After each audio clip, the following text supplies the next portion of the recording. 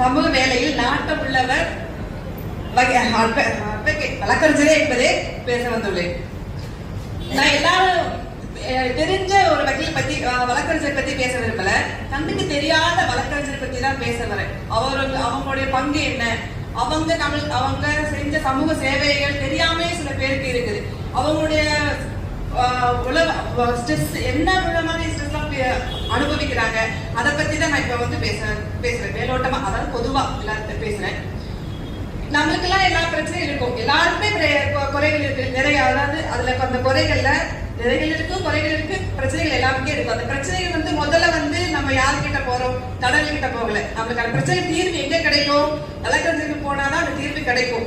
அதுக்காக தான் வழக்கறிஞர்கிட்ட நம்ம போறோம். நமக்கான குறைகளான நிறைகளும் சரி குறைகள் சரி நம்மளுடைய பிரச்சனைகள் அவங்களுக்குள்ள எல்லாருக்கிட்டையுமே ஒரு அட்வான்டேஜ் இருக்குது. இது எல்லாத்தையுமே வந்து நம்ம ஓப்பனா எல்லாருக்கிட்டையுமே பேச முடியாது. நம்ம ஹஸ்பண்டா இருந்தாலும் ஒய்ஃபு கிட்டயோ, நம்ம க்ளோஸ் ரிலேட்டிவ்ஸ் இருந்தாலும் சரி, நம்ம ஃப்ரெண்ட்ஸா இருந்தாலும் சரி, எல்லாருக்கிட்டையுமே நம்ம பேச முடியாது. அது எல்லாத்தோட நம்ம குறைகள் நிறைகளையும் முழுசா 100% சொல்ற ஒரே ஆள் யாருன்னா அது வழக்கறிஞர்கள் மட்டும்தான். எதுக்காக சொல்றோம் வழக்கறிஞர் கிட்ட, அவங்க நம்மளுக்கு ஒரு நல்ல தீர்வை வாங்கி கொடுப்பாங்க. அதுக்காக தான் நம்ம வழக்கறிஞர்கள் போய் தேடி போறோம்.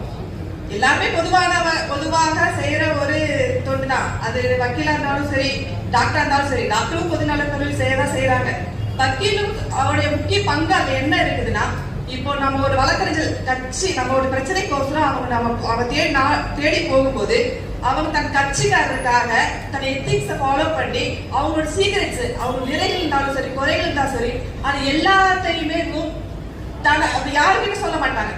அத வந்து அவங்களுடைய பிரச்சனைகள் என்ன, அதுக்கான தீர்வுகளை வந்து கண்டுபிடிச்சு அவங்க தீர்வு என்ன, அந்த பிரச்சனைக்கான தீர்வுகளை பிளஸ் ஆனாலும் சரி மைனஸ் ஆனாலும் சரி ஆராய்ச்சி ஒரு தீர்வை கண்டுபிடிச்சு அது ஆப்போசிட் வக்கீல்களோட வாதாடி நீதிபதிகிட்ட ஒரு தீர்வு கண்டுபிடிச்சு ஒரு நியாயத்தை வாங்கி கொடுக்கறது தான் வந்து அந்த வழக்கறிஞரோட வேலை.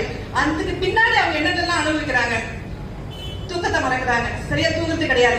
ஒரு தீர்வு கண்டுபிடிக்க முன்னாடி சரியா அவங்க உணவு வந்து சரியான நேரத்தை எடுக்கிறது கிடையாது, அவங்க தூக்கம் வந்து சரியான நேரத்தில் இருக்கிறது கிடையாது, அவங்க ஃபேமிலி கிட்ட டைம் ஸ்பெண்ட் பண்றது கிடையாது.